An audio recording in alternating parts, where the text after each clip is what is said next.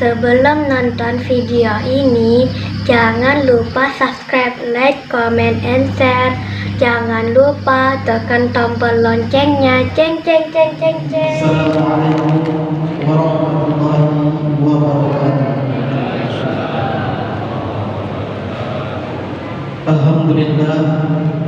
Alhamdulillah rabbil alamin. Wassalatu wassalamu ala asyrafil anbiya'i wal mursalin wa ala alihi wa sahbihi rasulillahi ajma'in, amma ba'du. Yang terhormat Guru Kampung Dayun, hal ini diwakili oleh Rani Bapak Marto. Yang terhormat Ketua MUI Kecamatan Dayun, Ustaz Muhajir USJ. Yang terhormat Pengurus Masjid Nurul Yakin. Yang terhormat Kepala Dusun, Ketua RT, RW, tokoh masyarakat, adik ulama serta tamu undangan, jemputan majelis, Bapak Ibu hadirin hadirat yang berbahagia dan yang kami muliakan, Al-Mukarram Ustaz Syamsul Rizal SAG dari Kota Pekanbaru. Ahlan wa sahlan Ustaz. Sedikit puji sedalam syukur kita persembahkan kehadirat Allah Subhanahu wa taala, Tuhan semesta alam yang Maha Pengasih dan Penyayang, yang telah memberikan kita limpahan nikmat dan karunia yang tiada tara.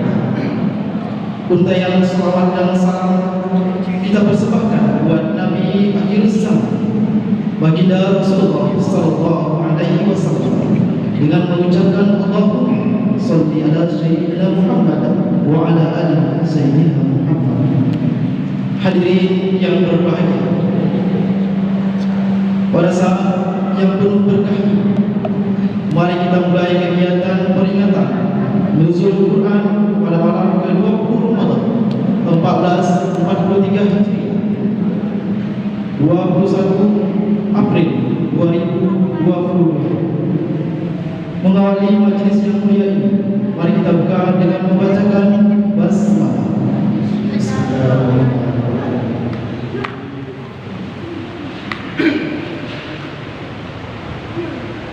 Agar acara kita mendapat berkah dari Allah Subhanahu wa taala, mari kita dengarkan pembacaan ayat suci Al-Qur'an yang akan dibacakan oleh Ustaz Menantu Musa SBDI kepada Ustaz waktu dan tempat di Malaysia. Assalamualaikum warahmatullahi wabarakatuh.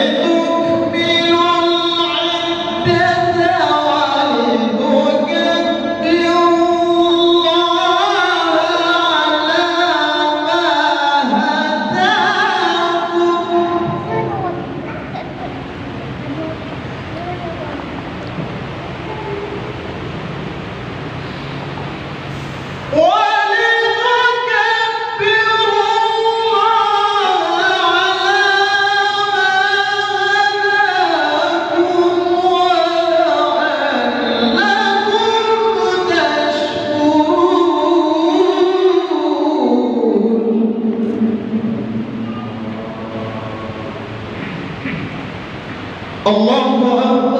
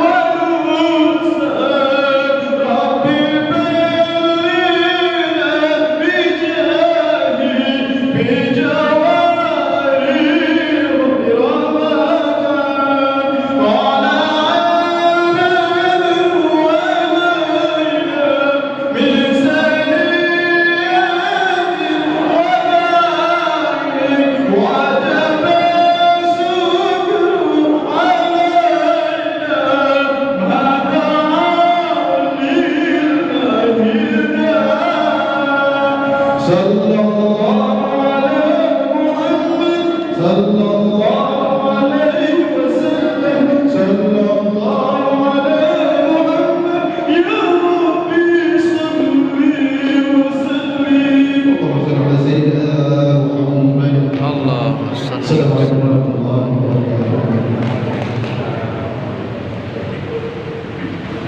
Demikian pembacaan suci Al-Quran dan selalu selawat. Semoga Allah memberikan rahmat kepada kita yang hadir pada malam hari ini. Selanjutnya kita dengarkan sambutan penghulu kampung Gayo dalam hal ini diwakili oleh Sekirani Kampung Gayo kepada Bapak Antarto Dr. Derman kami bersiap.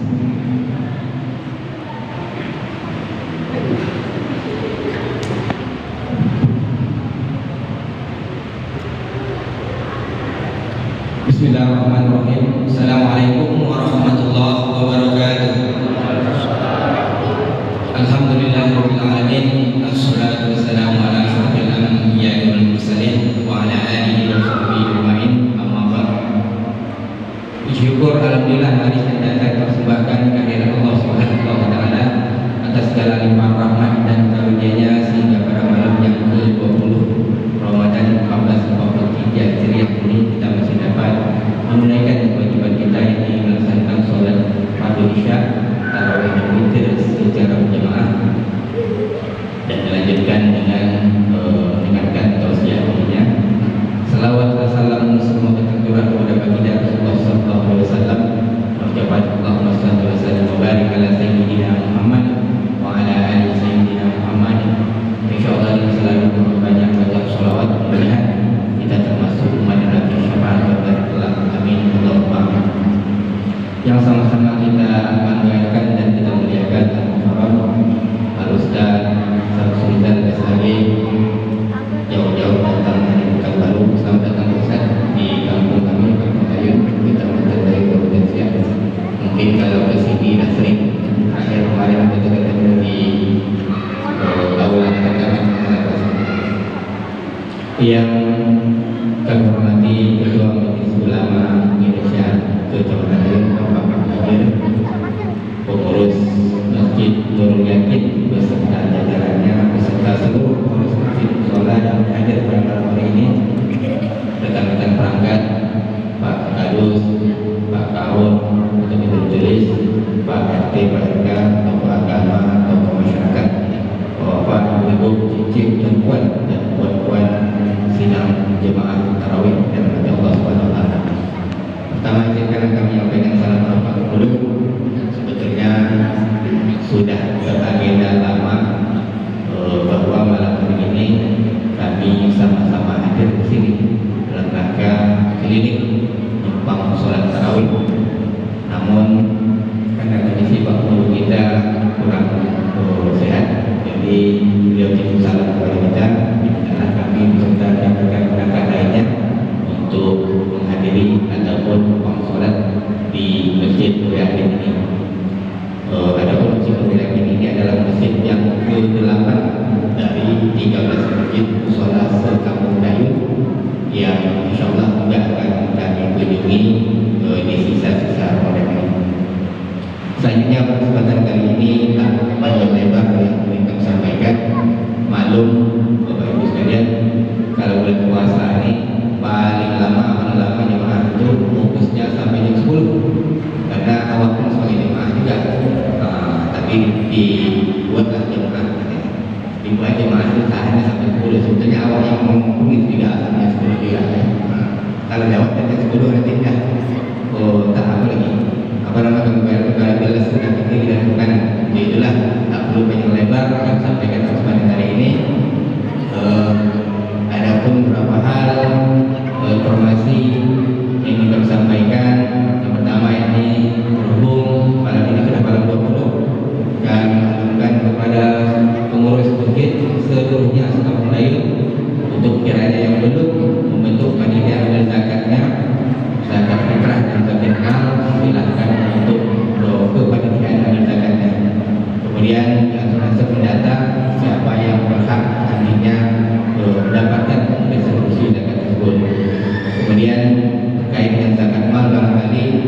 yang masih ragu tentang pohon dan resepnya boleh nanti menghubungi BPT kampung yang telah ditunjuk.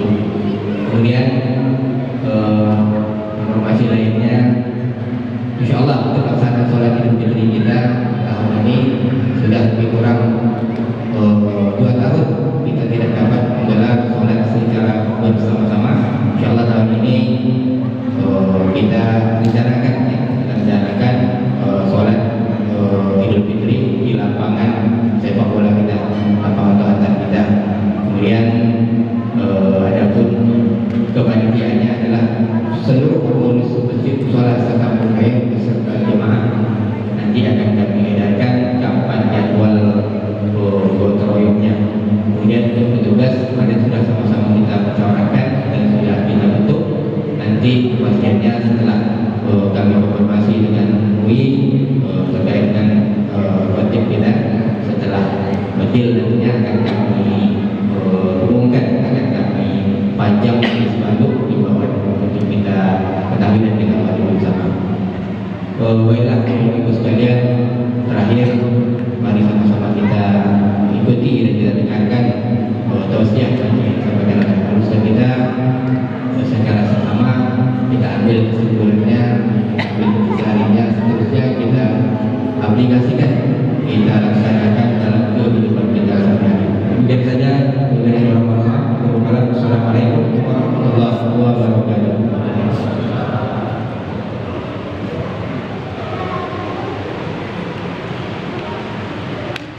Terima kasih ucapan kepada para pemerintah sambutan. Hadirin yang berbahagia, selanjutnya mari kita dengarkan dan hayati pesan-pesan ilah melalui tausiah agama dan doa yang akan disampaikan oleh Ustaz Syamsul Zaman SAG. Kepadanya kami persilakan dengan segala hormat.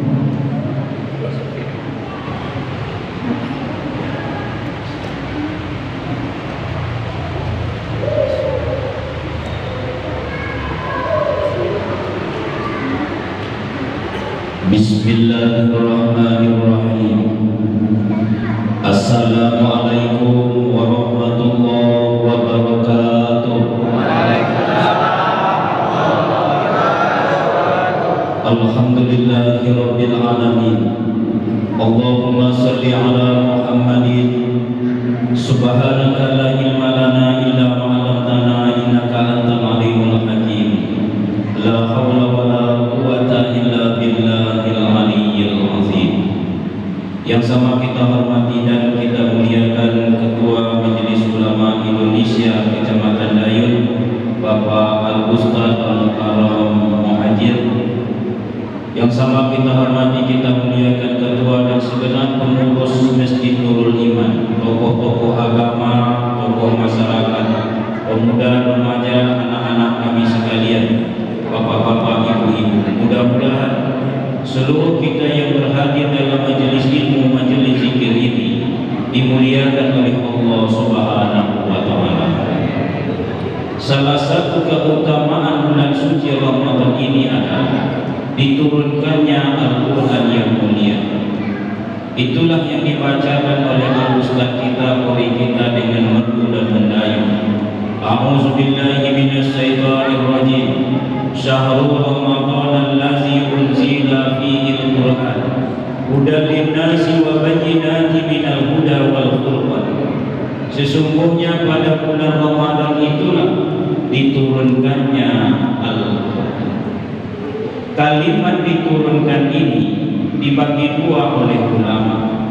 Yang pertama adalah turun secara umum, yang kedua turun secara berangsur-angsur.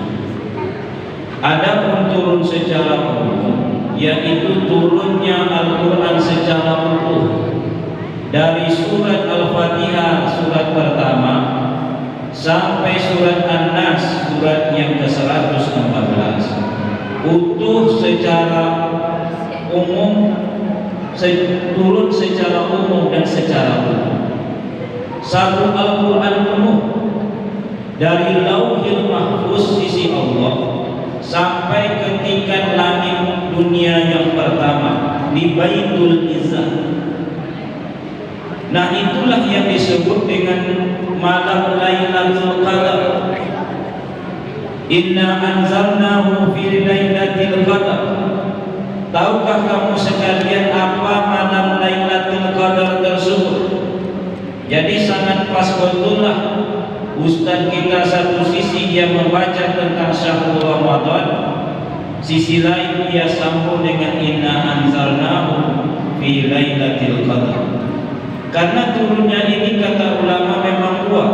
Pertama turun secara utuh, itulah dia Lailatul Qadar.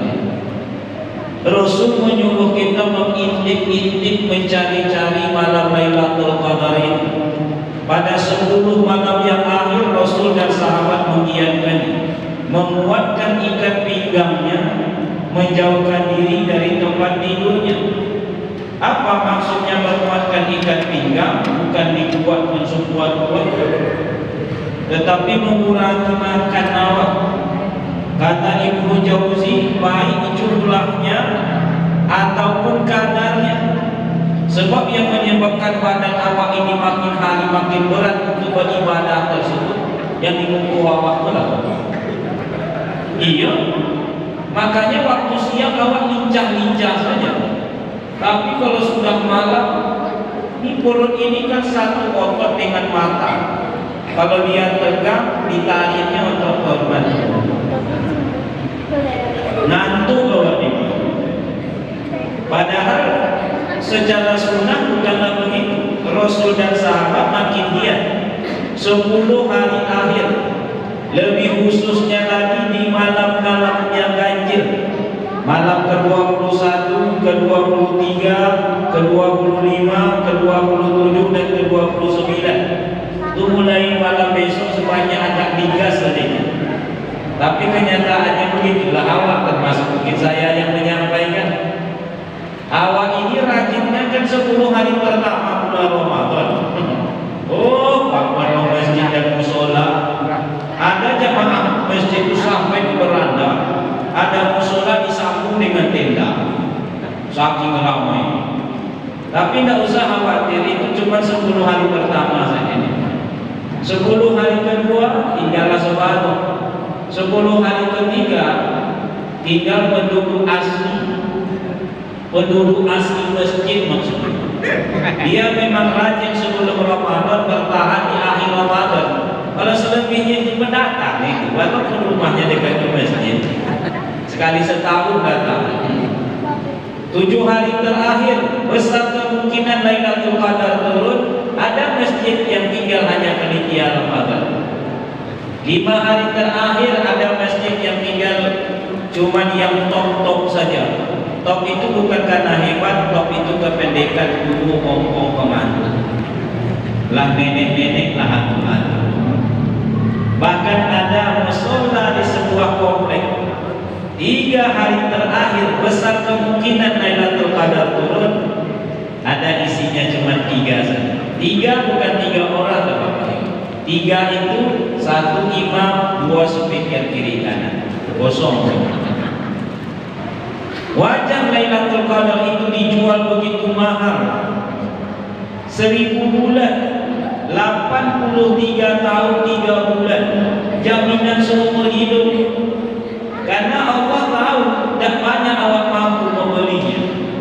Oleh sebab itulah mudah-mudahan awak yang hadir malam ini adalah orang-orang yang mudah-mudahan masuk final lah, mudah-mudahan. Tapi beratnya minta ampun nih Pak, apalagi kalau malam besok. Malam besok itu malam Jumat pula, malam ke-21. Boleh awak tengok? Oh, Pak. Kaum muslimin yang berbahagia, ini turun pertama. Ada turun yang kedua. Itulah dia turunnya dari Baitul Izzah yang dibawa oleh Jibril kepada Rasul. Itulah dia nuzulul Quran. Syahrul Ramadan allazi unzila fihi al-Quran. Jadi yang awak bicarakan itu adalah turunnya dari Baitul Izzah kepada Rasul. Al-Quran kalamullah yang mulia. Al-Quran itu artinya secara umum bacaan yang sempurna atau bacaan yang mulia. Al-Qur'anul Karim. Kemuliaan Al-Quran itu tampak tak kala ia datang dari Zat yang maha mulia, dibawa oleh malaikat paling mulia. Siapa itu? Jibril alaihi salam, penghulu dari segala malaikat. Diterima atau diserahkan kepada manusia paling mulia, bahkan Mustafa wal Mursalin, Nabi kita Muhammad sallallahu alaihi wasallam, diturunkan di kota yang sangat mulia. Jadi seluruh yang disentuh Al-Quran mulia seluruh, yaitu Mekah Al-Mukarramah. Dipilihlah waktu yang mulia. Inilah dia Ramadan, Sayyidul Syuhur, penghulu dari segala bulan. Jadi dari sekian dan banyaknya bulan-bulan tersebut, Ramadan inilah bulan yang paling mulia. Sehingga Rasul menjelaskan di dalam sebuah hadis sahih riwayat Al-Bukhari dan Muslim, "Iza ja'a Ramadana futihat abwabul jannah." Bila datang bulan Ramadan dibuka seluruh pintu-pintu surga. Kesempatan mendaftar sebenarnya ini. Iza ja'a Ramadana futihat abwabul jannah wa uliqat abwabun nar, ditutup pintu neraka. Wa sufidat sayatin, dibelenggu dirantai setan-setan. Selama 11 bulan setan yang mengikuti awak ini dirantai. Cuma bulan ini saja yang diikat. Penafsiran ulama hadis berbeda.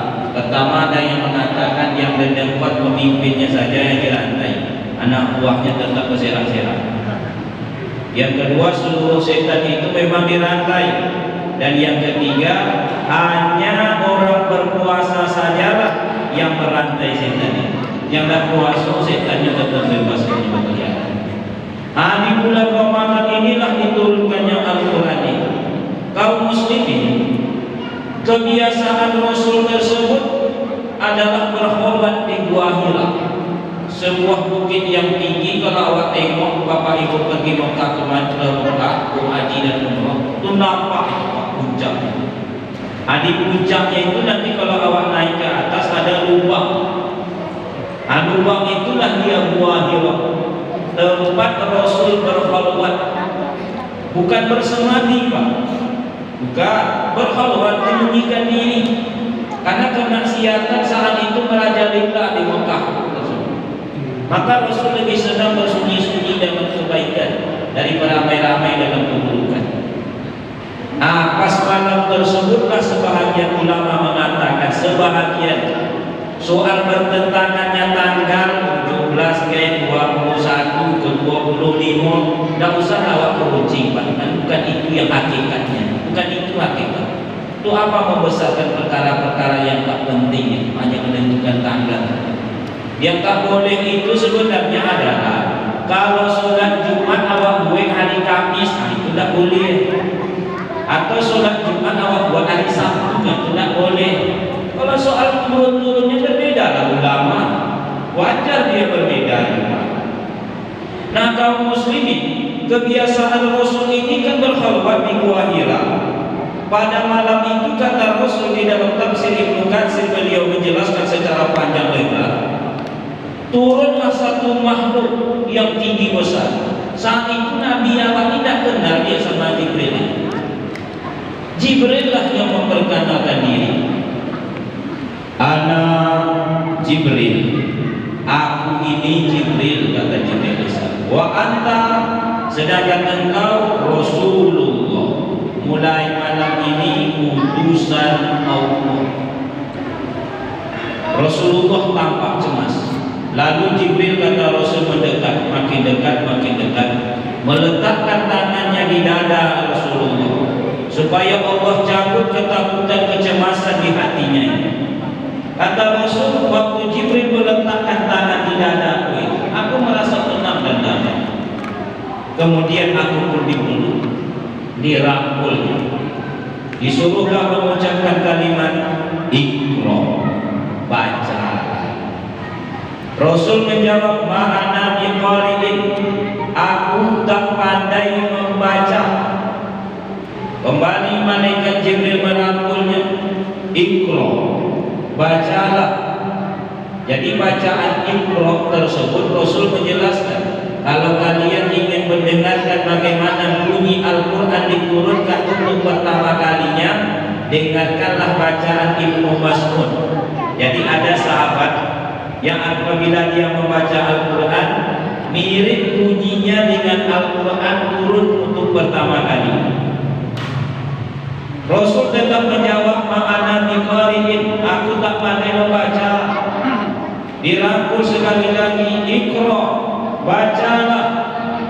Rasul tetap menjawab, ma'ana biqari'in, lalu dituntun sampai ke ujung ayat 1 sampai 5. Iqra bismi rabbikal ladzi khalaq, khalaqal insana min 'alaq.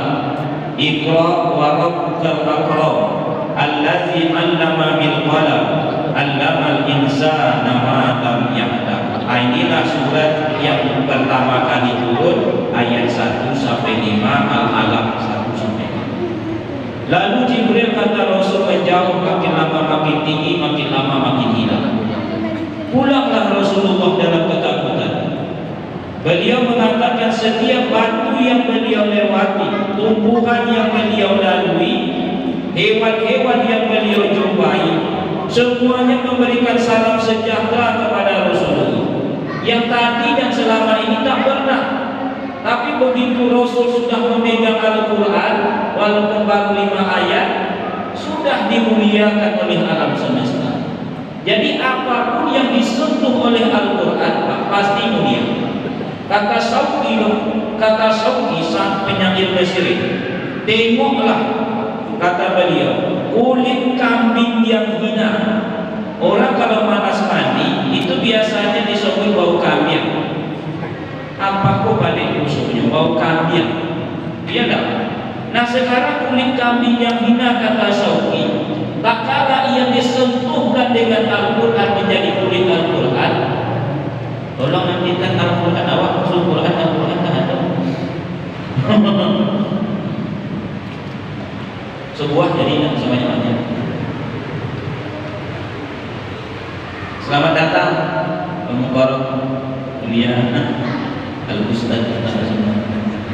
Nih, dia Al-Quran Madinah. Kulit kambing yang hina tak kala disentuhkan dengan Al-Quran, dia menjadi mulia. Yang selama ini dihina orang yang tak mandi itu bau kambing, Pak. Sekarang dipeluk. Makanya membawa Al-Quran sejajarkan dengan dada sebelah kanan. Dalam agama adab nomor 1. Bahkan orang dulu kebiasaannya kadang-kadang diciumnya lagi. Maaf Pak, ini bukan bid'ah nih Pak. Kok seketek bid'ah, seketek bid'ah, apa ngomong itu? Ini ungkapan rasa sayang. Suami, orang tua mencium anak, itu tidak bid'ah itu. Ungkapan rasa sayang.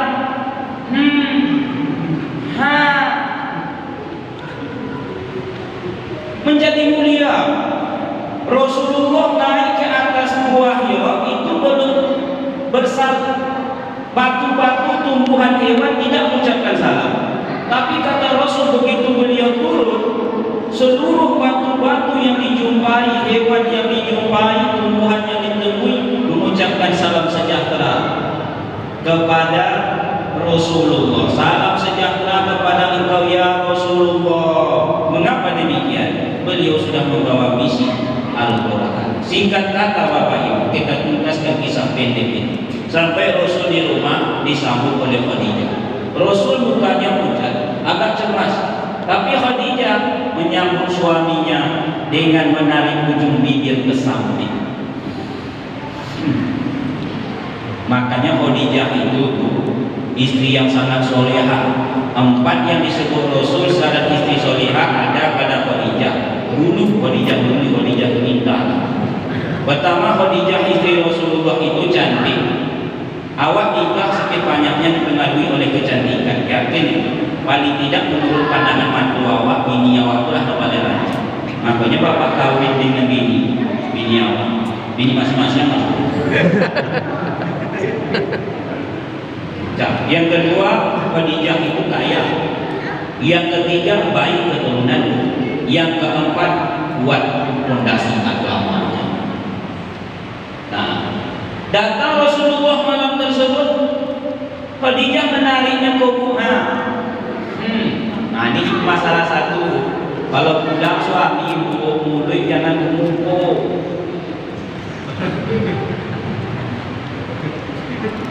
Tarik ujung bibir ke situ. Ini kadang-kadang ada istri Pak terlalu mendikti suami. Cepat suami pulang, apa kok sampai pulang? Lambat suami pulang, apa kok sampai pulang? Besok suami tak pulang-pulang, apa kok tak pulang-pulang? Besok suami pulang, apa kok pulang?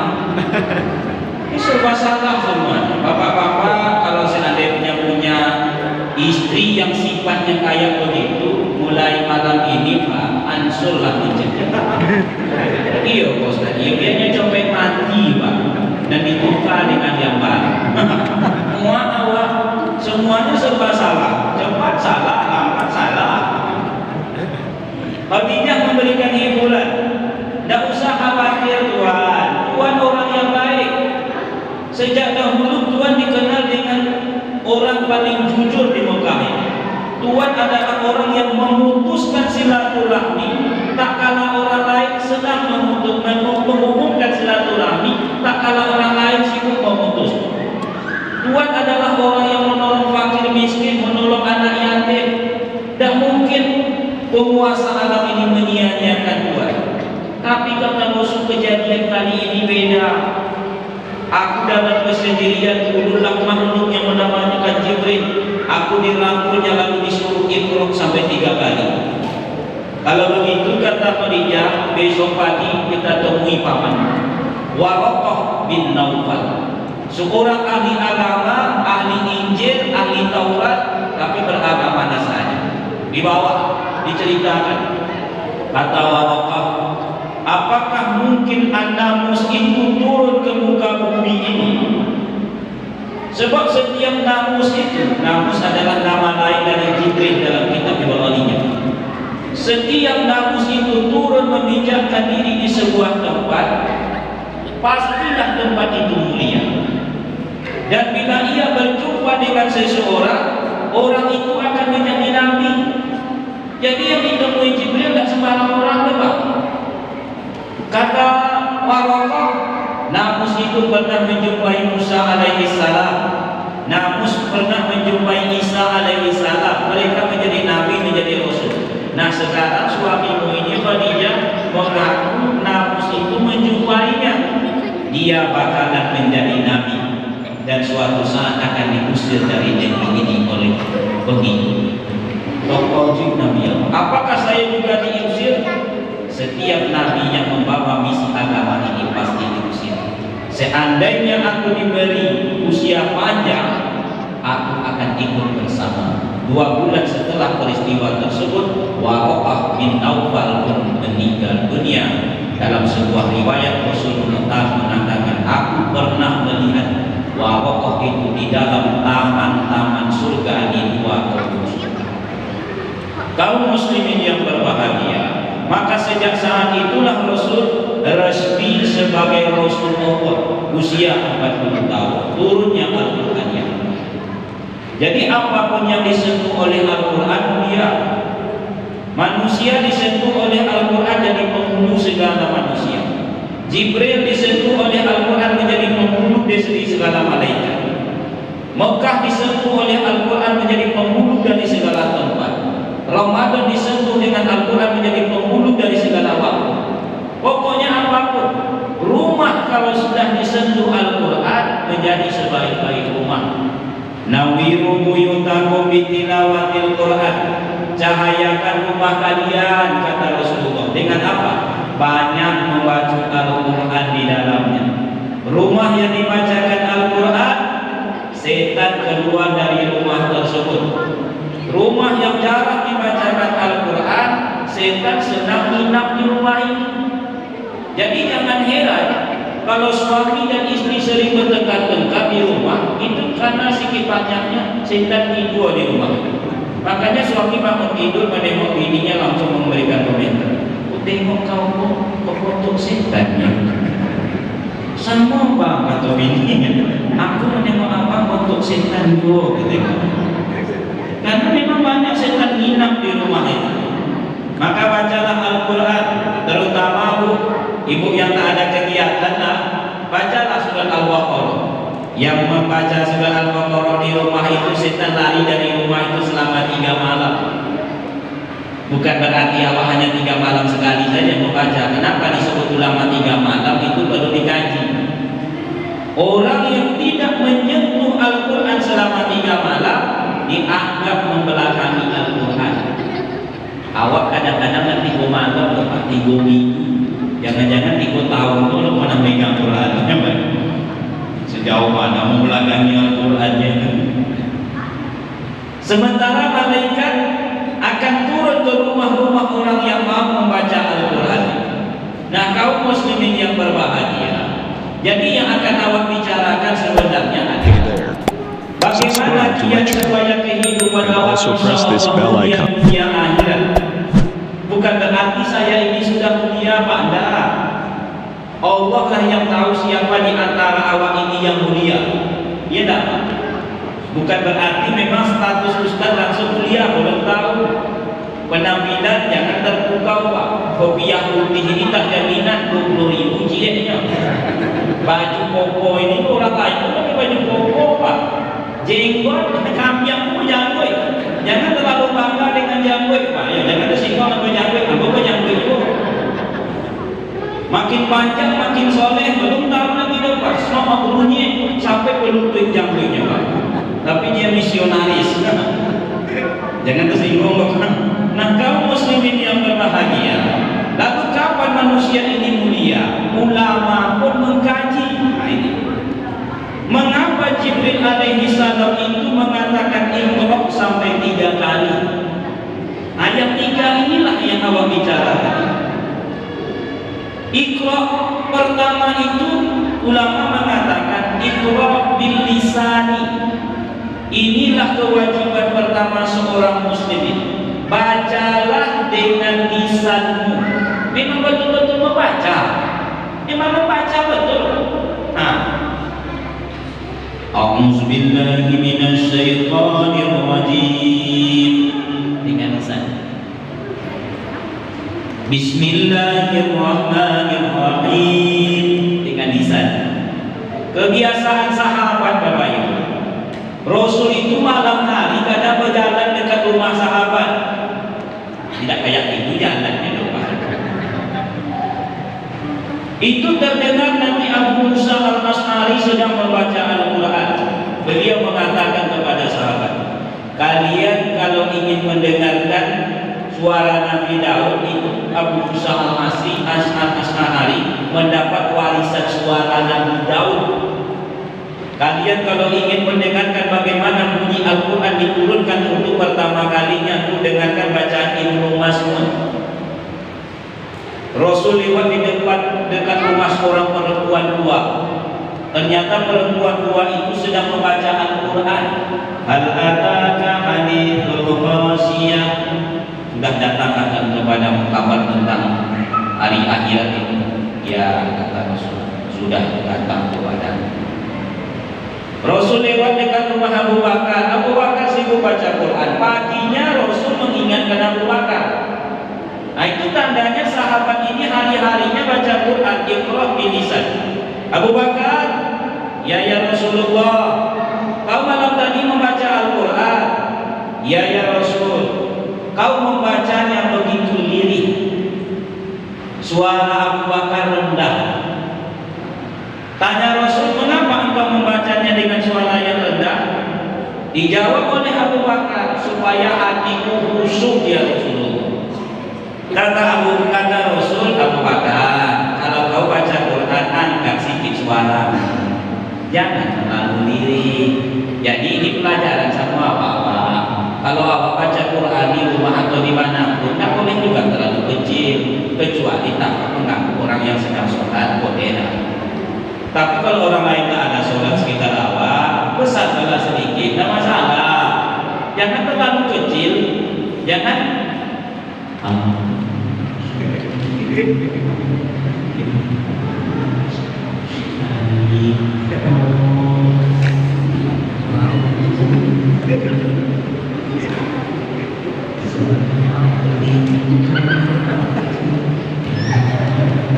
angkat sedikit. A'udzubillahi minasyaitonirrajim. Zalikal kitabu la raiba fihi hudan lil muttaqin. Angkat sedikit. Besoknya Rasul lewat dekat rumah Umar bin Khattab. Umar membaca Al-Quran, paginya dipanggil oleh Rasul. Umar, malam tadi engkau baca Al-Quran? Ya Rasulullah. Kau membacanya begitu besar. Jadi suara Umar borong, melangkah. Mengapa? Kata Rasul. Supaya setan lari ya Rasulullah. Jadi niat Umar membesarkan suaranya supaya setan lari. Sebenarnya tanpa besar pun suara Umar dalam riwayat lain, setan tetap lari dari Umar. Karena iblis pernah menjumpai Rasul, maka Rasul bertanya kepada iblis. Salah satu pertanyaannya itu, bagaimana pendapat iblis tentang sahabat Umar? Dijawab oleh iblis, ya Rasulullah, kalau Umar melintas di sebuah jalan atau lembah, saya tidak melintas di jalan itu. Saking takutnya sama Umar.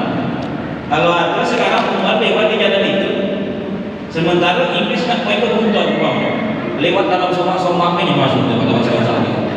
Kenapa lewat situ? Di situ ada Umar, begitulah kira-kira. Saking takutnya. Tapi itu Umar Ibn Khattab, tak Umar ini doang. Kalau Umar ini maaf jangan tersinggung kalau itu yang nama Umar, malah ada yang kemasukan setan. Kalau Umar saja kemasukan, apalagi ucap. Pada lagi ujang, upian, pun saya silat setan wajah. Ini jaminan supaya setan lari ya Rasulullah, kata Umar. Kata Rasulullah, kalau kau membaca Al-Quran, turunkan sedikit. Hebatnya Rasulullah. Satu sisi Rasul senang dengan bacaan sahabat, tapi sisi lain jangan lupa adab, jangan lupa adab nomor satu. Adab ini nomor satu. Ini Al-Quran. Jangan diletakkan Al-Quran ini di lantai. Namanya ini. Kau baca Quran, letakkan di lantai. Tak boleh. Jangankan meletakkan Al-Quran di lantai, membaca ayat Al-Quran saja di dalam sujud saja tak boleh. Kecuali yang dibaca itu kebetulan doa. Yang doa itu dari Al-Quran, ada yang membolehkan. Seperti awak kan disuruh membacakan doa Rabbana Amina, itu kan dalam Al-Quran. Rabbana Zolamna, itu dalam Al-Quran. Itu ada yang membolehkan. Tidak apa-apa, tapi tidak boleh. Ulang sudah binas tidak boleh. Kalau tadi meletakkan Al-Quran di lantai boleh, benar? Kalau mengaji besok jangan meletakkan Al-Quran di lantai, kecuali harus ada tempat. Tengok tadi ada tempat kawan-kawan. Jangan meletakkan sesuatu di atas Al-Quran kecuali Al-Quran. Ini banyak juga nih Pak, ada ini. Lihat Al-Quran. Tidak ada sesuatu yang boleh diletakkan di atas Al-Quran itu. Apapun juga kecuali Al-Quran. Al-Quran boleh. Dia cuma Al-Quran. Nah, umpamanya aku agak pendek tak jawab begokan. Tak boleh meletakkan sesuatu pun di atas Al-Quran kecuali Al-Quran. Itu apa maksudnya? Ini maksudnya kecuali Al-Quran. Ini boleh. Ini boleh nih Pak. Selain Al-Quran tak boleh. Tasbih pun tak boleh. Lagi kacamata apa lain? Remote tambah parah. HP semakin berdosa. Apalagi HP ini dibuka kuliah di Al-Quran. Meletakkan sesuatu pembatas, tengok apa pembatasnya. Kalau pembatasnya itu bersih dan tidak akan berpindah-pindah ke tempat lain, tak apa-apa. Tapi kalau pembatasnya itu dibuat buku, yang buku itu kadang diletakkan di lantai, apalagi menyimpan buku di dalam Quran pun banyak itu supaya jangan dicuri-tuyul letakkannya di dalam Al-Quran. Tak boleh dong. Ini ada bawa kepada Al-Quran itu. Itulah hebatnya Rasulullah itu. dikoreksinya para sahabat. Kaum muslimin yang berbahagia, jadi sahabat ini kebiasaannya adalah baca Al-Quran. Kenapa demikian? Tertanam di hati mereka pemahaman iqra' bil lisan ini. Bacalah Al-Quran, pahala setiap satu huruf 10. Aku tidak mengatakan alif lam mim itu satu huruf, walakin alif harfun, mim harfun, lam harfun. Bapak ibu nanti baca Al-Quran, alif lam mim itu bukan sehuruf, Pak. 3 huruf. Alif sehuruf, lam sehuruf, mim sehuruf. Setiap satu huruf 10, kalinya lah 30. Tidak mau awak itu. Sepamale bulan Bapak Ibu tidak akan mungkin cuma membaca alif lam mim saja. Alif lam mim shadaqallahul azim. Terlalu lah rasanya. Kalau seandainya seperti itu, kalikan 10. Berapa dapat? Pak Ustaz, saya tidak pandai membaca Al-Quran. Umpamanya Bapak. Umpamanya Pak. Tak semua Pak bisa baca Quran. Mungkin semua ini bisa. Tapi kalau dah lama, dah wali hilang Pak, tak teringin Pak, hanya lupa satunya Pak. Gimana caranya Pak Ustaz? Pahalanya besar. Datang seseorang mengadu kepada Rasul, ya Rasulullah, ini orang yang diadukan bukan tak pandai-pandai ya Pak, pandai. Kawan kami ini ya Rasul, setiap dia menjadi imam, dia selalu membaca surat Al-Huwallah, surat Al-Ikhlas. Pokoknya kalau jadi imam berubah larangannya. Mana orangnya kata Rasul? Bawa kemari. Ini dia ya Rasulullah. Kau yang setiap menjadi imam baca Allah, ya Rasulullah. Mengapa saat itu yang membaca? Kata sahabat ini, saya sangat cinta dengan surat Al-Ikhlas itu ya Rasul. Kata Rasul, engkau akan bersama apa yang engkau cintai itu di dalam surga. Jadi kalau seandainya Bapak Ibu betul-betul tak pandai baca Quran, hantamlah qul huwallahu ahad. Qul huwallahu ahad, Allahu samad, lam yalid wa lam yulad. Pak Ustaz, saya bisa baca Quran, cuma terbata-bata. Orang yang terbata-bata membaca Al-Quran, pahala 2 kali lipat. Jadi tidak ada alasan. Tidak bisa baca surat-surat pendek. Bisa terbata-bata. Nah itu pahala 2 kali lipat. Yang lancar seperti Ustaz tadi, sampai kedudukannya tingkat malaikat muqarrabin, yang paling dekat sama Allah. Awak yang terbata-bata tidak masalah, 2 kali lipat. Orang satu huruf 10, dia coba tengok.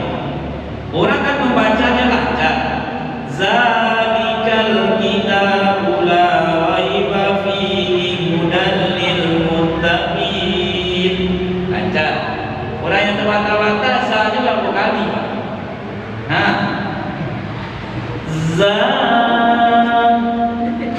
Kali.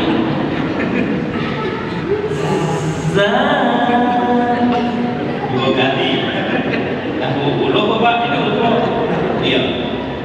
Zali. Zanya lah 3 li sedani, berarti 80. Zalika. Itu saja Pak kali 10. Apa tidak sayang Allah? Apa begitu pemahamannya? Ada Pak. Yang disebut Rasul adalah huruf, bukan bunyi. Itu makanya dimintai Rasul alif sehuruf, lam sehuruf, mim sehuruf, bukan bunyi. Kalau apa tadi itu bunyinya yang diulang-ulang. Kalau hurufnya tetap huruf besar, betul tak? 10 kali pun Bapak itu menyebut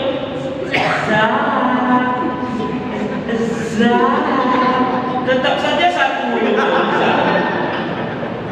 Kalau kayak gitulah bunyinya enak lah, yang paling banyak pahalanya, yang paling banyak ulangannya. Ini kakak. Mungkin yang paling banyak pahalanya tukang DJ itu lah Pak. Bapak tahu tak tukang DJ? Orang yang memutar-mutar gitu itu Pak, tidak pakai selesai lagu itu sampai subuh. Kalau lagu yang dibuatnya, mohon maaf nih, lagu yang dibuat itu umpamanya lagu Memizet, daripada sakit hati, itu kalau lagu normal 10 menit selesai ujung. Tapi kalau lah di tangan DJ tidak selesai mereka. Dari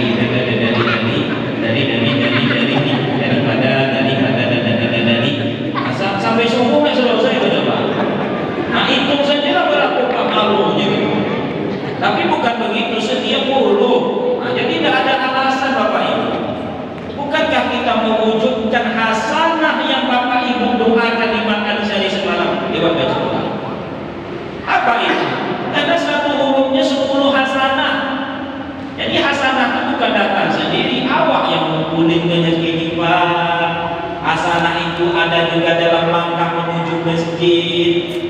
Man roha ilal masjidil jama'ati fahudwatun tamhu hasanatan sayyi'atan wa hudwatun taktubulahu hasanatan. Setiap langkah yang kalian ayunkan menuju masjid, langkah pertama sampai satu dosa, langkah kedua ditulis hasanah, langkah ketiga wa tarfa'ud darajah. Itulah berlaku langkah jumlahnya gitu. Hasanah lain, nah ini kan dia baca Quran. Iqra'ul Quran, bacalah Al-Quran. Fa innahu, sesungguhnya dia ya'ti yaumal qiyamah, datang pada hari kiamat, syafi'an li ashabihi, menjadi penolong bagi pembacunya dulu. Kubur sempit datang Quran, kubur gelap datang Quran, kubur sendirian datang Quran. Ya Allah, beri aku kesempatan menolong orang itu. Dia itu menghabiskan waktu-waktunya dengan aku. Kata Allah, kau diberi kesempatan untuk menolong. Tuntutlah dia.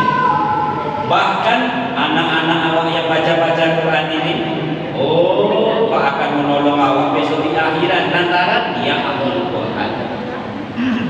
Riwayat mengatakan anak ini berdiri di depan pintu surga. Apa yang kalian tunggu? Kami menunggu ayah dan ibu kami. Mana ayah kamu tu? Tuhan minta kalian. Tengok ayah bertato di ujung konyang sambil mak jahat kali ayah kau tengok tato. Mak kau mana? Mak aku rumah yang sibuk menggosip tetangga. Umpamanya.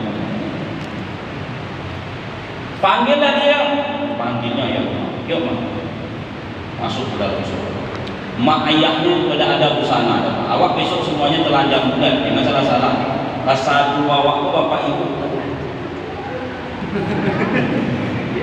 Ya Rasul kata Aisyah, pandang malu seseorang menengok kepada orang lain. Hari itu tak ada rasa malu, menengok ngerinya hari kiamat tak sampai tengok itu pak. Oh niang pula kita tak menengok itu. Padahal itu masuk dalam kelompok surat pendek. Kenapa terasa panjang sama awak? Karena bapak atau ibu itu langganannya ina atau ina dengan wal asli. Begitu sampai semua panjangnya. Nah kaum muslimin yang berbahagia, bahkan membaca Iqra' bilisani ini bukan sekedar untuk inventaris akhirat dunia. Ya Ibnu Mas'ud, sudah beberapa hari ini hatiku resah gelisah, makan tak enak, tidur tak nyenyak, apa obatnya? Kata Ibnu Mas'ud, kunjungi olehmu 3 tempat, nanti hatimu tenang, jiwamu lapang. 1, kunjungi olehmu tempat orang membaca Al-Quran, kan? Kau baca baik-baik, atau kau dengarkan orang lain membacanya, dengarkan baik-baik. Itu makanya Bapak Ibu kalau dibacakan Al-Quran, maka lisan yang membaca menjadi mulia, telinga yang mendengarkan jadi mulia. Telinga yang mendengarkan, telinga yang tak mendengarkan, enggak. Makanya ada kadang-kadang jamaah ini, saya tidak akan simpati walaupun siapa dia. Kalau sudah dibacakan Al-Quran ini main-main, kamu tidak simpati dia walaupun pejabat tinggi. A'udzubillahi minasyaitonirrajim, kata Ustaz. Sementara aku sibuk main HP. Nah, itu betul. Atau sibuk cerita dengan kawan di samping. Nah, jadi proyek sampai ini. Oh, ini ada cahaya. Ini sedang dibacakan Al-Quran. Nah, ada. Dengarkan baik-baik. Mohon maaf jangan tersinggung di masa yang akan datang. Jangan tersinggung Pak ya. Kalau besok mendengar orang membaca Al-Quran, Pak, jangan menyandar, jangan tersinggung. Karena posisi menyandar adalah posisi enteng dan santai. Kalau sedang ceramah, nyandar apa-apa. Sedang makan kue silakan. Tapi kalau sudah didengarkan Al-Quran, dari posisinya tadi begini, pembacaan ayat suci Al-Quran, tarik badan kumpul, seakan-akan Al-Quran itu diturunkan kepadamu. Itu yang dibuat sahabat. Seakan-akan ada burung bertengger di atas kepalanya. Kapan baru selesai? Mereka menunduk setelah ayat selesai. Niko enggak.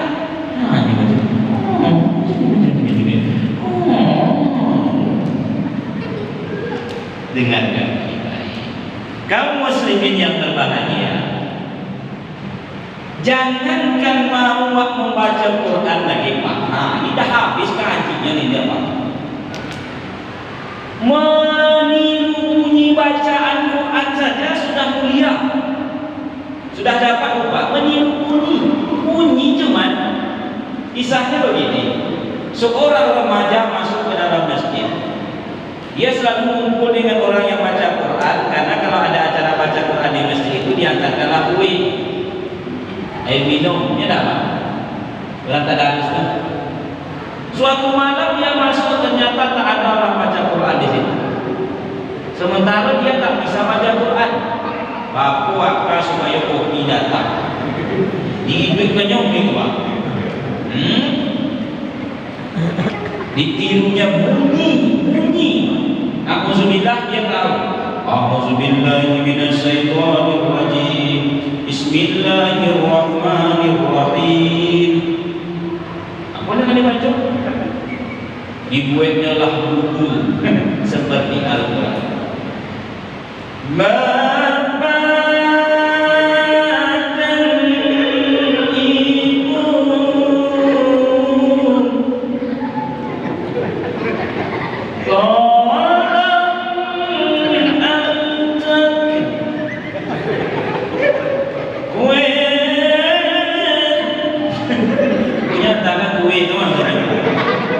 Karena yang mendengar tidak terlalu fokus, dia mereka cuma dengan irama. Kan ya ada orang ngaji itu di masjid lihat itu.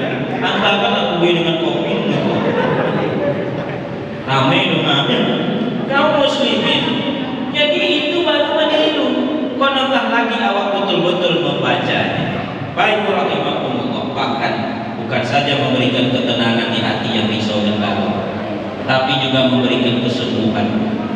Karena terjadi di zaman Rasul dan para sahabat, Rasul pernah meruqyah dirinya sendiri dengan qul a'udzu birabbil falaq, qul a'udzu birabbin nas. Sahabat lewat di sebuah perkampungan, datang orang kampung salah satunya. Siapa di antara rombongan kalian ini, kata orang tersebut, yang bisa menolong ketua suku kami itu? Dia sedang sakit. Di antara sahabat ada yang bersedia. Saya. Pergilah dia meruqyahnya. Istilahnya jadi dukun lah sikit ya.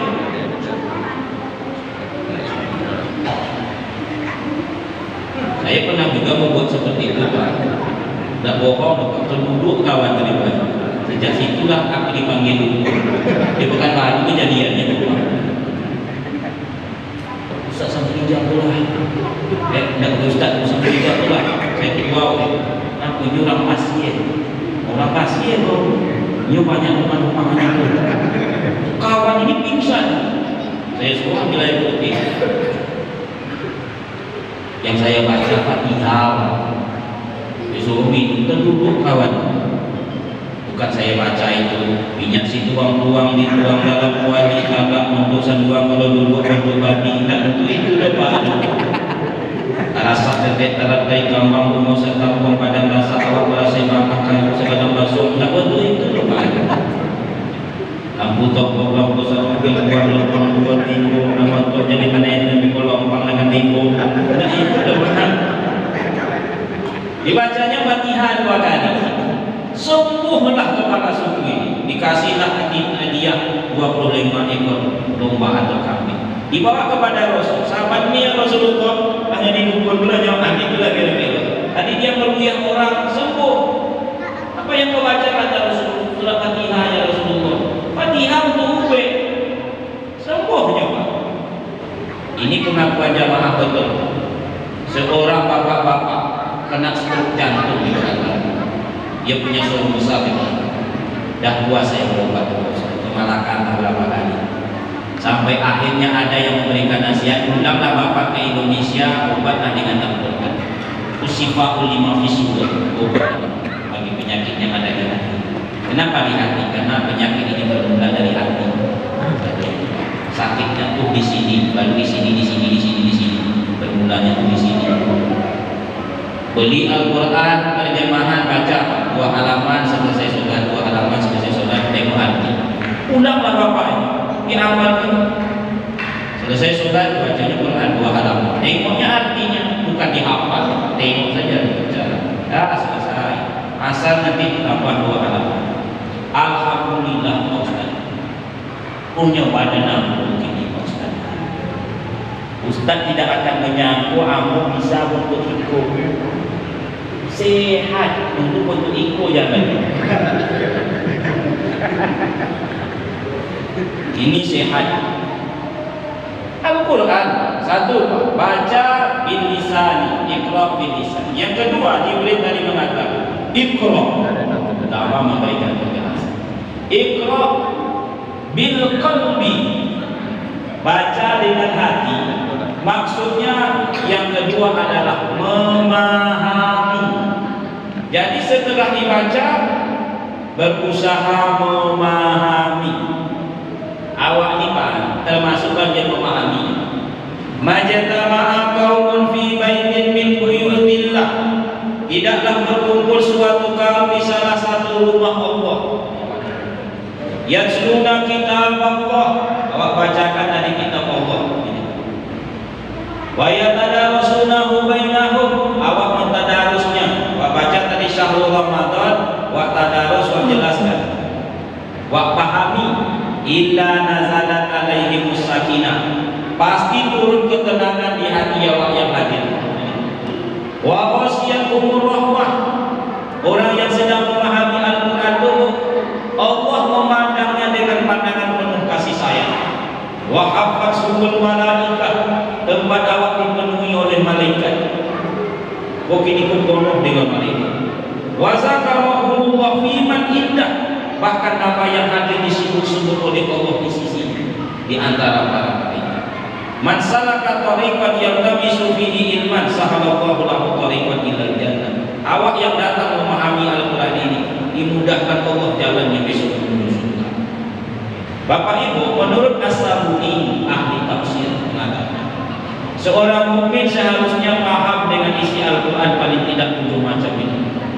Paling tidak dasarnya saja jadilah. Yang pertama kata beliau, hendaklah awak pahami bahwa dalam Al-Quran ini mengajarkan akidah, keyakinan, cara awak bertuhan beragama, akidah. Yang kedua ibadah, cara awak. Seluruh ibadah yang disuruh itu kan ada di dalam Al-Quran, cuma dicontoh Pak Rasul secara detail. Berwudu, basuh muka, basuh ini, basuh itu, ada dalam Al-Quran. Rukuklah bersama orang yang rukuk, itu sholat berjamaah.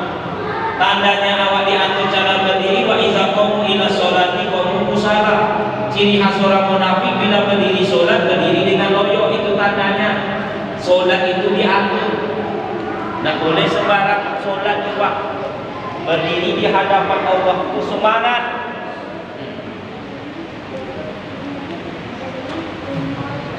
Jangan loyo.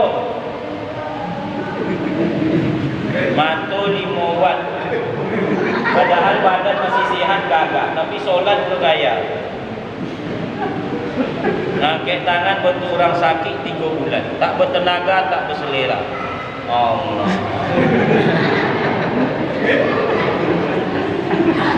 Allah.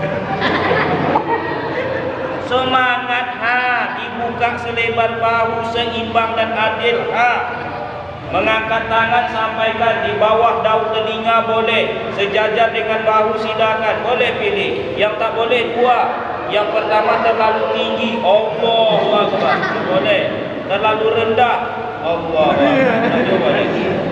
Yang pas nih Allahu Akbar atau Allahu Akbar, boleh pilih. Pak Ustaz kalau kayak gitu nanti dibilang pula sok-sok. Masa awak sok-sok di hadapan Allah? Yang sok-sok bukan begitu. Yang sok ikut sok Allah. Nah, itu sok-sok. Sami'ah itu sok-sok. Semangat. Meletakkan tangan di dada. Di sini boleh, di sini boleh, di sini boleh. Yang tak boleh kata Syekh Jibril dua. Pertama dekat ke leher. Boleh. Yang kedua yang tak boleh kata beliau dekat ke kemaluan. Sipo, tak boleh. Selebih dari itu boleh. Sini terserahlah. Bila memegang tangan, semangat. Semuanya diatur. Itu perlunya paham kata As-Sabuni tadi, ibadah megang tangan, atau antara pergelangan dan siku, yang tak boleh, itu tak boleh dong. Bila Rasul rukuk, Allahu Akbar, beliau memegang lutut, merenggangkan jari jemari, menengok ke titik sujud. Jangan ke kaki tengok, mak hitam kaki. Jangan ke punggung kawan, mak kodang je. Lurus. Rasul bila rukuk meluruskan punggung, menjauhkan rusuk dari pangkal paha. Bila sujud ada dua jenis. Ini saya tak mengajar loh Pak Ibu. Cuma berusaha memahaminya. Allah nyuruh awak solat, pahamilah itu lewat hadis. Bagaimana? Ada dua penafsiran ulama fikih. Pertama, tangan dulu boleh, Allahu Akbar, baru lutut. Boleh. Jadi nanti kalau ada saudara kita dia mau sujud, tangan dulu boleh, Allahu Akbar. Atau lutut dulu boleh juga, Allahu Akbar, baru tangan. Yang tak boleh kepala dulu, Allahu Akbar. Coba terbayanglah Bapak, wajib tangan tak boleh lutut. Yang susah awak sendiri. Wajib tangan lutut tak boleh. Pas tangan awak sedang sakit, apa cara nak turun nak? Kalau tangan sakit, lutut dulu kan ada pilihan. Nah kebetulan lutut kedua-duanya berbisu apa? Harus awak paso yuk. Tak usah, tangan dulu kan boleh. Cuman sujudnya Rasul agak panjang. Sehingga bisa anak kambing lewat di bawah. Cuman jangan terlalu panjang. Agak ke depan, jangan bulat. Dan menurut Aisyah, Rasul sedang sujud, Aisyah memegang tumit Rasul. Makanya sunat juga kita merapatkan tumit waktu sedang sujud saja. Boleh begini, jangan boleh begitu. Cuman waktu sujud sudah berdiri, tak usah dirapet menjolek. Ada di dalam. Apa disuruh puasa? Ya, tapi kan ada tata caranya. Tengok di dalam hadis. Orang yang seperti ini itu namanya memahami ibadah. Di dalam Al-Quran kata As-Sabuni juga akhlakul karimah. Wa innaka la'ala khuluqin azim. Betul-betullah engkau Muhammad punya akhlak yang sangat mulia. Akhlak ini paling tinggi, paling berat timbangannya di akhirat. Akhlak sesungguhnya iman seseorang, akmalul mu'minina imanan ahsanuhum khuluqan, yang paling bagus akhlaknya.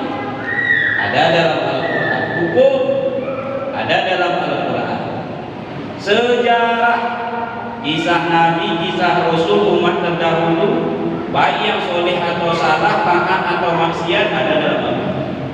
Kisahnya. Kemudian tentang hari kiamat kata As-Sabuni, awalnya tahu tentang berita kiamat lewat Al-Quran. Dan yang ketujuh adalah doa-doa, memahami. Bapak Ibu, memahami tak bisa lewat awak. Itu makanya sekarang orang dia tidak ahli di bidangnya tapi mengeluarkan statement tentang agama. Cuma punya pertama di pantai dalam Indonesia. Tahu ya Bapak kan? Disebutnya kadang-kadang di dalam agama ini tidak usah sholat itu ada dalam Al-Quran, sholat subuh, sholat asar, ada nggak dalam Quran? Tidak ada, tapi dalam hadis kan ada. Contoh Rasul jelas, ada nggak dalam Quran? Sholat suburlah engkau, kan ada. Lalu disebut tak ada sholat. Kaum muslimin yang berbahagia memahami, konon kabarnya orang salah memahaminya dan bisa penting. Seorang bapak-bapak punya 3.000 dibuang dirham, punya 3 orang anak, masing-masing dikasih 1.000 satu orang. Gunakanlah ini baik-baik untuk modal kerja. Syaratnya pahami apa yang ayat sebut di bawah ini. 1. Bekerjalah kalian dengan satu syarat, tidak boleh kena sinar matahari. Ini gimana memahaminya? Yang nomor 2, tidak boleh berjalan kaki. Yang nomor 3, harus kalian makan ikan setiap hari. Uang ini 1.000 dinar masing-masing. Masing-masing anak pun memahami.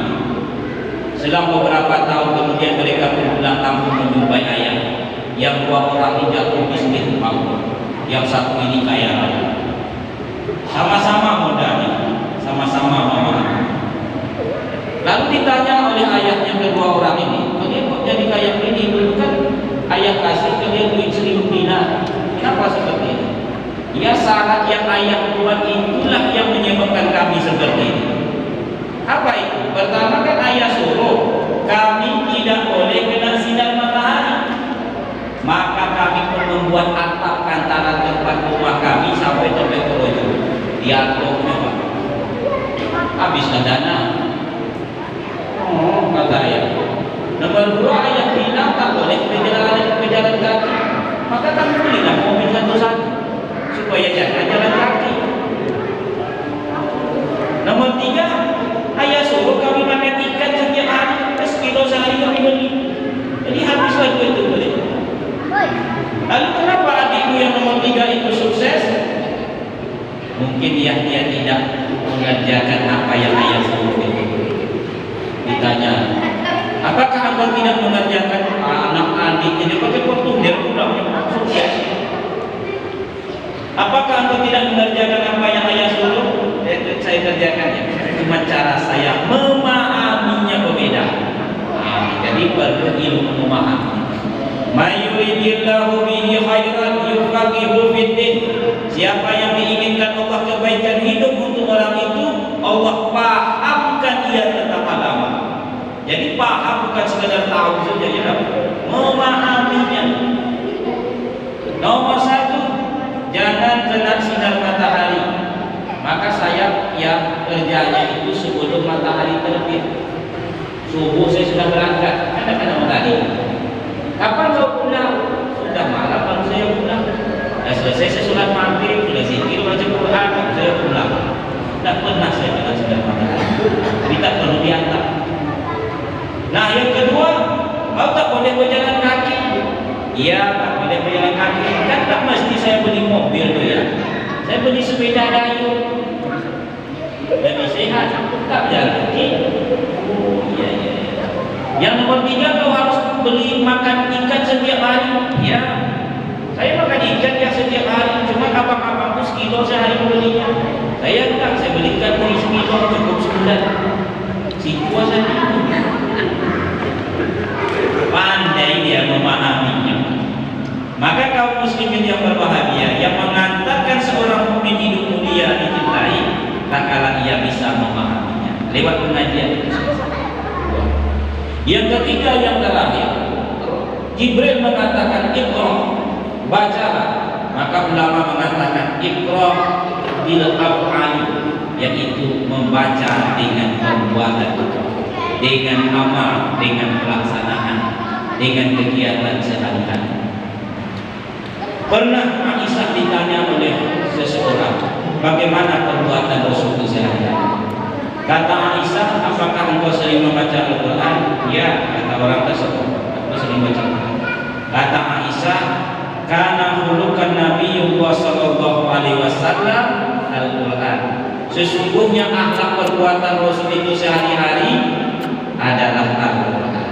Artinya Rasul mampu mewujudkan apa-apa yang ada dalam Al-Quran dalam perbuatan sehari-hari. Awak Bapak Ibu mungkin secara khusus belum mampu, tapi sedikit demi sedikit berusahalah menerapkan apa yang dibolehkan Al-Quran awak kerjakan, yang tak bolehkan Al-Quran awak tinggalkan, yang halal katanya awak makan, yang haram jangan dimakan. Tidak payah sebenarnya, sudah pas. Hudan linnasi wa bayyinatin minal huda wal furqan. Kami turunkan itu sebagai petunjuk untuk manusia, kemudian menjelaskan daripada isi petunjuk tersebut dan berbeda antara yang hak dan yang batil, yang halal dan yang haram. Kaum muslimin rahimakumullah, maka sejauh mana kata Ibnu Mas'ud kita menjadikan Al-Quran sebagai imam, awak ikuti coba dengan imam. Imam angkat tangan, awak angkat tangan. Imam rukuk, awak. Imam sujud, awak sujud. Insya Allah sholat berjamaah diterima Allah. Tapi kalau imam umpamanya rukuk, awak duluan sujud, nah itu batal sholat berjamaah. Karena duluan daripada imam. Yang menjadikan Al-Quran sebagai imam, Al-Quran akan menuntunnya ke dalam surga. Bapak Ibu yang berbahagia, sesuai dengan apa yang disampaikan oleh Bapak Kerani tadi, bahwa acara malam ini jangan terlalu lama. Awak letih kan begitu Bapak Ibu. Paling lama jam 10, sementara ini jam 10 lewat 10 menit.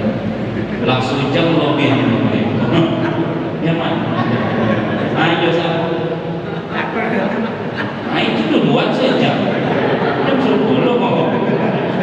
Nah lewat 10 menit. Kita tutup dengan sebuah kisah, tapi kisah ini merangkum ceramah saya. Di sebuah desa, ini bukan kisah di zaman Rasul ya, ini kisah motivasi saja. Di sebuah desa ada satu keluarga, seorang suami, istri dan 3 orang anak, 2 laki-laki, 1 perempuan. Kondisi kehidupannya kurang menguntungkan, agak miskin lah. Kata suaminya kepada istrinya, abang mau pergi merantau ke kota untuk merubah kondisi ekonomi abang yang tak jelas itu. Lalu pergilah suaminya ke kota. Setahun berlalu, suaminya pun mendapat harta yang lumayan melimpah. Dikirimlah, waktu itu kan belum ada lagi Pak, telepon, WA, HP, tidak ada. Kapan ada jalan ke kampung, kirim surat. Kirim surat. Maka dikirimnya surat, dikirim surat, surat demi surat pun datang. 5 tahun sesudah itu suaminya pun pulang. Sampai di rumah, alangkah kagetnya, si istri yang sangat dicintai sudah tak ada. Ditanyalah kepada anaknya, mana ibu kalian?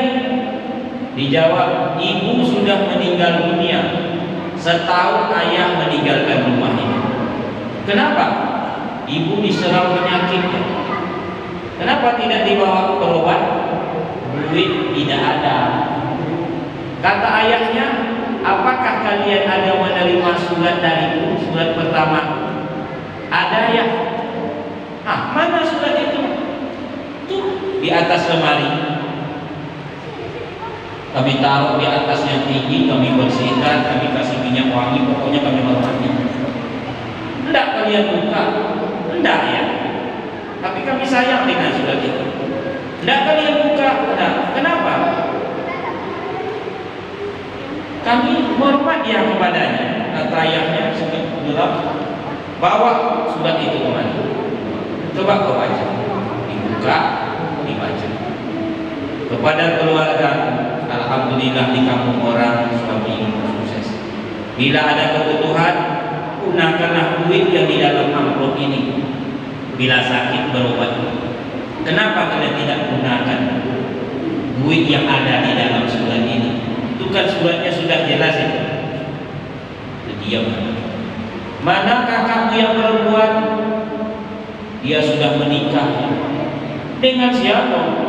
Dengan preman yang duduk di simpang.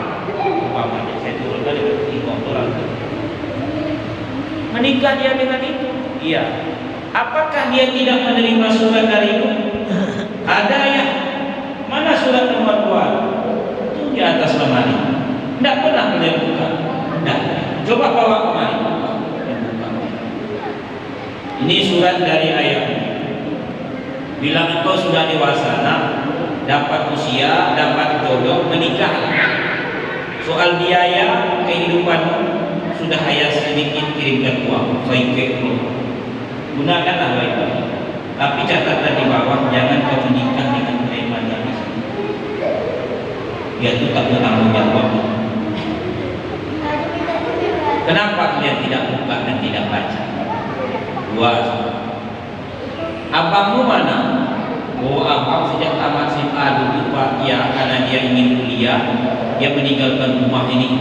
Tapi dia akhirnya merajalela di luar sana sama preman-preman, ikut dia mencari itu macam-macam. Kenapa? Dia mau kuliah, ada biaya. Apakah kalian tidak menerima suratku yang nomor 3? Ada ya. Mana surat itu? Di atas. Tidak kalian buka, tidak bayar, tidak kalian baca, tidak ada kalian pahami, tidak. Kata anak, ambil surat itu dibaca kepada anakku. Apabila tamat SMA, kalau kau ingin kuliah, maka gunakanlah biaya duit yang ayah kirim dalam amplop itu. Mudah-mudahan bisa mencukupi. Kenapa tidak kalian buka surat itu? Tidak kalian pahami dan tidak kalian amalkan kata ayah kepada anak. Kaum muslimin, itu baru surat dari seorang suami kepada istri, surat ayah kepada anak. Lalu bagaimana datangnya surat yang jumlahnya 114 surat ini? Ya tak? Yang jikalau hanya kita letakkan di atas tempat yang tinggi, awak bersihkan debu-debunya, awak gendong, awak cium, tapi tak pernah dibuka-buka, tak pernah dibaca, tak mau dipahami, dan tidak ada usaha untuk mengamalkannya, tentulah makin rugi. Surat dari kepala keluarga saja tidak dipahami mendapatkan kerugian, apalagi surat yang datang dari Allah Subhanahu wa Ta'ala. Nah, Bapak Ibu yang berbahagia, hari masih ada sekian belasan lagi. Mudah-mudahan kita diberi kemampuan hidayah oleh Allah untuk bisa insya Allah banyak-banyak membaca Al-Quran yang mulia ini dan berusaha untuk memahami dan mengamalkannya dalam kehidupan sehari-hari yang akan mengantarkan kita bahagia di dunia ini dan insya Allah bahagia pula di akhirat. Rasanya penyampaian ini baik, yang mendengarkan pun orang yang baik-baik, yang terbaik, yang bisa memahami lalu mencoba mengambil hikmah untuk diamalkan, berinsut dan berangsur insya Allah. Kesempurnaan hanya milik Allah Subhanahu wa Ta'ala. Kekurangan kejanggalan terdapat pada diri manusia. Kepada Allah kita mohon ampunan, pada manusia kita wajib saling memaafkan. A'udzubillahi minasyaitonirrajim. Bismillahirrahmanirrahim. Alhamdulillahirabbil alamin. Allahumma shalli ala Muhammadin wa ala alihi wa sahbihi ajma'in. Allahumma anzil rahmata wa ni'mata wa maghfirata wa sihhata wa salamata wa tawfiqa wal hidayati li hadhihi al-jamaah. Rabbana zalamna anfusana wa illam taghfir lana wa tarhamna lanakunanna minal khasirin. Rabbana la tuzigh qulubana ba'da idh hadaytana wa hab lana min ladunka rahmah innaka antal wahhab. Rabbana atina fid dunya hasanah wa fil akhirati hasanah wa qina azabannar. Wa sallallahu ala Muhammadin wa ala alihi wa sahbihi ajma'in. Subhana rabbika rabbil izzati amma yasifun wa salamun alal mursalin walhamdulillahi rabbil alamin. Lebih dan kurang mohon maaf. Subhanaka Allahumma wa bihamdika asyhadu an la ilaha illa anta astaghfiruka wa atubu ilaik. Assalamualaikum warahmatullahi wabarakatuh.